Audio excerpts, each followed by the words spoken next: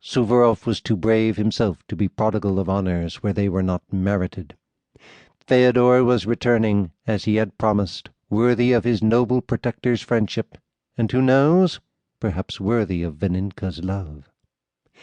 Field Marshal Suvorov had made a friend of him, and none could know to what this friendship might not lead. For Paul honoured Suvorov like one of the ancient heroes. But no one could rely upon Paul, for his character was made up of extreme impulses. Without having done anything to offend his master, and without knowing the cause of his disgrace, Suvorov, on arriving at Riga, received a private letter which informed him, in the Emperor's name, that having tolerated an infraction of the laws of discipline among his soldiers, the Emperor deprived him of all of the honours with which he had been invested, and also forbade him to appear before him. Such tidings fell like a thunderbolt upon the old warrior, already embittered by his reverses. He was heartbroken that such storm clouds should tarnish the end of his glorious day. In consequence of this order, he assembled all of his officers in the market-place of Riga, and took leave of them sorrowfully, like a father taking leave of his family. Having embraced the generals and colonels, and having shaken hands with the others, he said good-bye to them once more, and left them free to continue their march to their destination. Suvorov took a sledge, and travelling night and day, arrived incognito in the capital, which he was to have entered in triumph, and was driven to a distant suburb, to the house of one of his nieces, where he died of a broken heart 15 days afterward. On his own account, Fyodor travelled almost as rapidly as his general, and entered St. Petersburg without having sent any letter to announce his arrival. As he had no parent in the capital, and as his entire existence was concentrated in one person, he drove direct to the general's house, which was situated in the prospect of Nevsky, at an angle of the Catherine Canal. Having arrived there, he sprang out of his carriage, entered the courtyard, and bounded up the steps.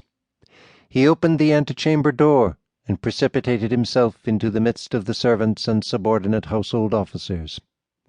They cried out with surprise upon seeing him. He asked them where the general was. They replied by pointing to the door of the dining-room. He was in there, breakfasting with his daughter.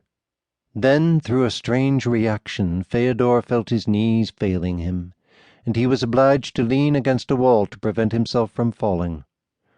At this moment, when he was about to see Vaninka again, this soul of his soul, for whom alone he had done so much, he dreaded lest he should not find her the same as when he had left her.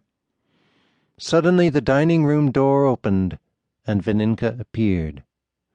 Seeing the young man, she uttered a cry, and turning to the general said, "Father, it is Fyodor!" And the expression of her voice left no doubt of the sentiment which inspired it. "Fyodor!" cried the general, springing forward and holding out his arms. Fyodor did not know whether to throw himself at the feet of Vaninka or into the arms of her father. He felt that his first recognition ought to be devoted to respect and gratitude, and threw himself into the general's arms. Had he acted otherwise, it would have been an avowal of his love, and he had no right to avow this love till he knew that it was reciprocated. Fyodor then turned, and as at parting, sank on his knee before Vaninka. But a moment had sufficed for the haughty girl to banish the feeling she had shown. The blush which had suffused her cheek had disappeared, and she had become again cold and haughty like an alabaster statue, a masterpiece of pride begun by nature and finished by education. Fyodor kissed her hand. It was trembling, but cold. He felt his heart sink, and thought he was about to die. "Why, Vaninka," said the general, "why are you so cool to a friend who has caused us so much anxiety and yet so much pleasure? Come, Fyodor, kiss my daughter."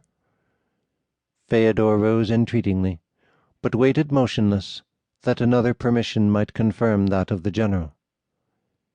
"Did you not hear my father?"